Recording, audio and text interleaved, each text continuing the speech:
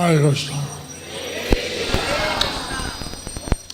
So আমি মায়াপুর থেকে আসছি দীঘাতে আমি মায়াপুর থেকে এসেছি দীঘাতে এবং দীঘাতে প্রাণ প্রতিষ্ঠান আন্দোলন ছিলাম।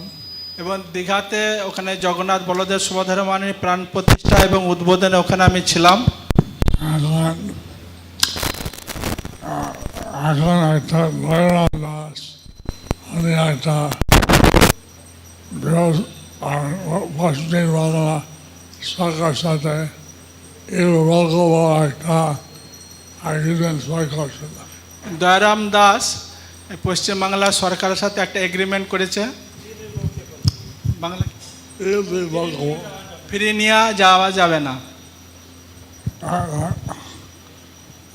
ইসলাম পূজা করবে যে সমস্ত এরিয়া ইসলামের দায়িত্ব আছে এবং ইসকন সেখানে পূজা করবেন, যে সমস্ত এরিয়া ইসকনের দায়িত্ব আছে। কিন্তু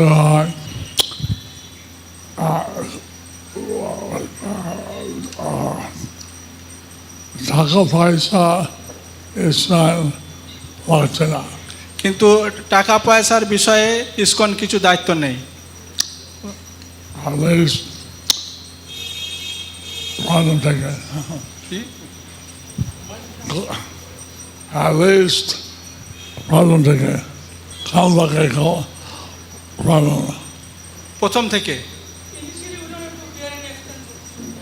থেকে তাদের কোনো টাকা পয়সা আমাদের দেখতে হবে না, পরে কি এখানে মন্দিরে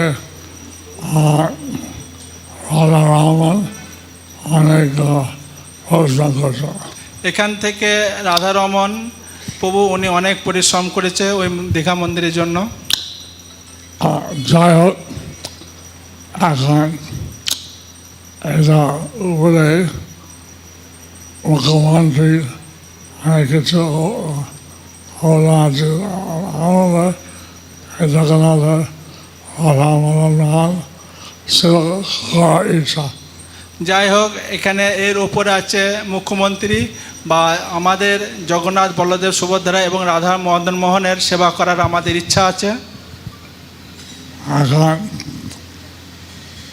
কি পরিস্থিতি হবে বাইরের রাজনীতি সেটা আমি জানি না, কিন্তু এখন কি পরিস্থিতি হবে বাইরে যে রাজনীতি সেটা আমি জানি না। কিন্তু জগন্নাথের সেবা পূজা জগন্নাথের মন্দির পরিচালনে সেটা আমি চাইব।